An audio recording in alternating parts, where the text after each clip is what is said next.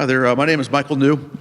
I'm a research associate at the Catholic University of America, and I'm also an associate scholar at the Charlotte Lozier Institute, the research and education arm of the Susan B. Anthony List, and I'm here to share some thoughts with you about the HYDE Amendment. So, I conduct academic research on sanctity of life issues.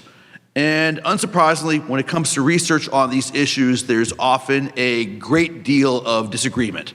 Researchers disagree about the physical health risks involved with abortion. Researchers disagree about the mental health risks involved with abortion. Researchers also disagree about the impact of certain kinds of pro-life laws.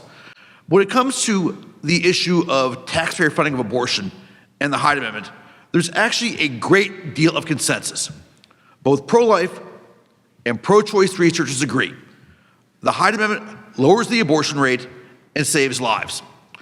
In 2009, the Guttmacher Institute released a comprehensive literature review on the issue of Medicaid funding for abortion.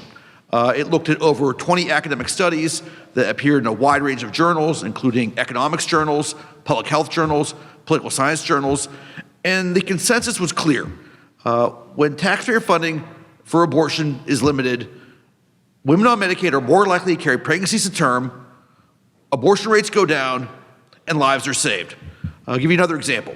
In 2010, the Center for Reproductive Rights, obviously a group that supports legal abortion, they did analysis for the HYDE Amendment. They found the HYDE Amendment saved over 1 million lives since 1976. I did a study for the Charlotte Lozier Institute that came out in 2016. It was updated last summer. I found the HYDE Amendment saved over 2.4 million lives since 1976 and continues to save 60,000 lives every year. So, again, there's a very strong consensus that the HYDE Amendment lowers the abortion rate and saves lives. So, in addition to being good public policy, the HYDE Amendment is good politics. Since the summer of 2016, there have been 9 national polls taken on the question of taxpayer funding for abortion. These are polls taken by a wide range of survey research organizations.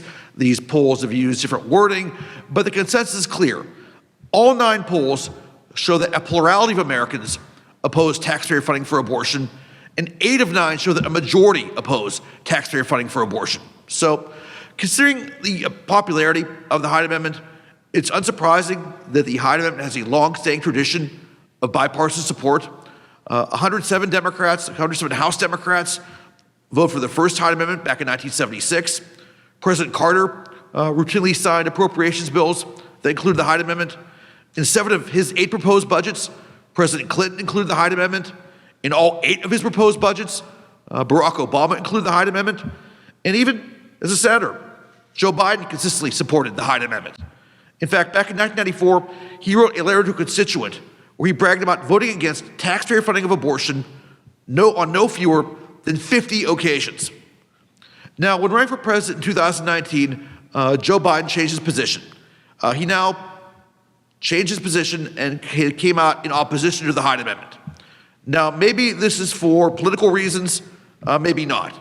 However, President Biden is about to release his proposed budget for fiscal 2022, possibly as early as today. This budget will give us a pretty clear indication of whether him and his administration plan to pursue a repeal of the HYDE Amendment. If he chooses to repeal the HYDE Amendment or pursues repeal of the HYDE Amendment, that is incredibly disappointing. When he was inaugurated, he said he wanted to strike a tone that was more bipartisan and less polarizing. However, I cannot think of anything more polarizing, more partisan, or more divisive than violating the conscience rights of millions of taxpayers and requiring that Americans pay for tens of thousands of elective abortions with their tax dollars. So if the Biden administration's budget does not include the HYDE Amendment, the verdict is clear. Joe Biden has chosen to divide rather than unify. He has chosen to polarize rather than compromise. Again, I urge President Biden to include the HYDE Amendment in his 2022 budget. I encourage all members of Congress to pass a labor HHS appropriations bill that includes the HYDE Amendment.